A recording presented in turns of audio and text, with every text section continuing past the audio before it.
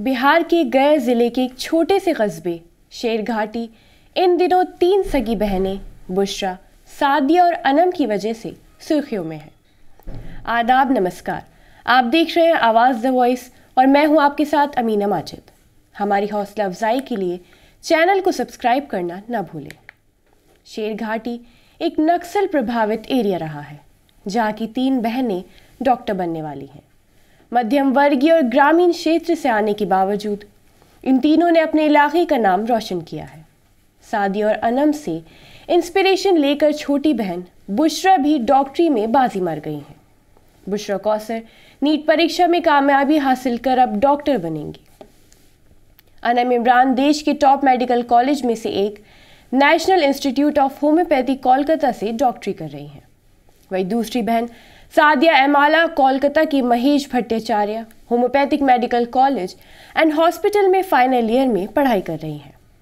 सबसे छोटी बहन बुशरा कौसर को भी नीट काउंसलिंग के बाद ऑल इंडिया कोटा गवर्नमेंट के तहत जनरल कैटेगरी से government homeopathy medical college and hospital में दाखिला मिला है।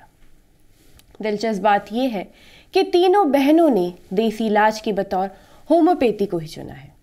पिता के हौसलों को उड़ान देते हुए इनकी तीनों बेटियां बचपन के सपनों को पूरा करते हुए डॉक्टर बनने की राह पर चल पड़ी। अनम, सादिया, बुशरा तीनों बहनों ने मध्यम वर्गीय परिवार में पल भर कड़ी मेहनत की बदौलत अपनी मेरिट से सरकारी कॉलेज तक पहुंचने का जो सफ़र तय किया है वो क्षेत्र के लिए प्रेरणा है।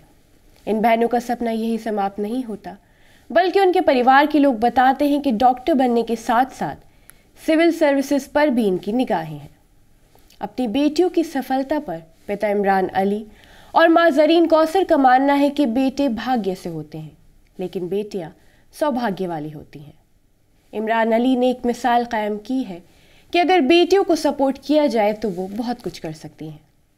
इमरान अली खुद 20 साल 21 मई को नई दिल्ली में Rajiv Gandhi global excellence award 2023 से नवाजे गए हैं।